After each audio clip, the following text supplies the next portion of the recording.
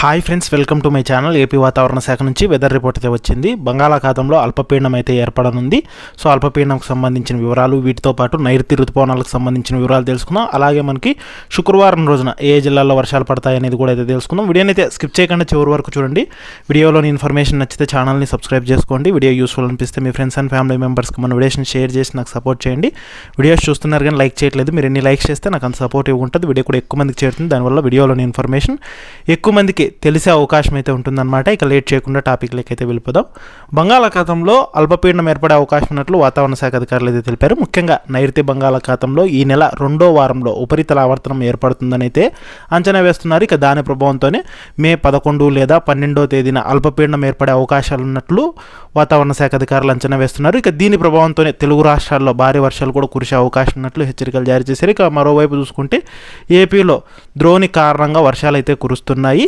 ఇక వీటితో పాటు మనకు నైరుతి ఋతుపవనాలకు సంబంధించిన అప్డేట్ కూడా అయితే రావడం జరిగింది. ముఖ్యంగా నైరుతి ఋతుపవనాలు ఈ ఏడాది ముందుగానే దేశంలోకి ప్రవేశించే అవకాశం ఉన్నట్లు వాతావరణ శాఖ అధికారులు అయితే కనుక అంచనా వేస్తున్నారనమాట.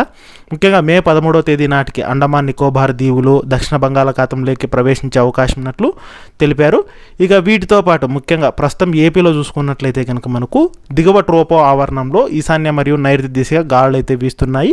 వీటి ఫలితంగా ముఖ్యంగా ట్రోపో ఆవరణంలో గాలుల ప్రభావంతో రాష్ట్రంలో పలు జిల్లాల్లో మరో 2 రోజుల పాటు పిడుగులతో కూడిన తేలికపాటి వర్షాలు కురిసే అవకాశం ఉన్నట్లు వాతావరణ శాఖ అధికారులు అయితే తెలిపారు.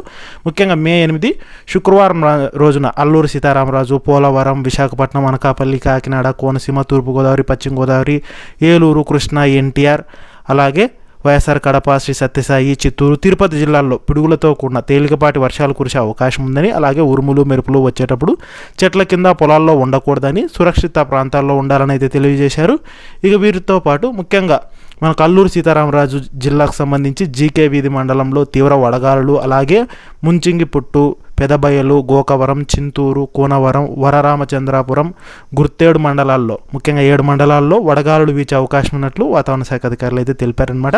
సో ఇది మనకి శుక్రవారానికి సంబంధించిన అఫీషియల్ వెదర్ అప్డేటు. సో వీడియోలోని ఇన్ఫర్మేషన్ నచ్చినట్లయితే ఛానల్ని సబ్స్క్రైబ్ అయితే చేసుకోండి.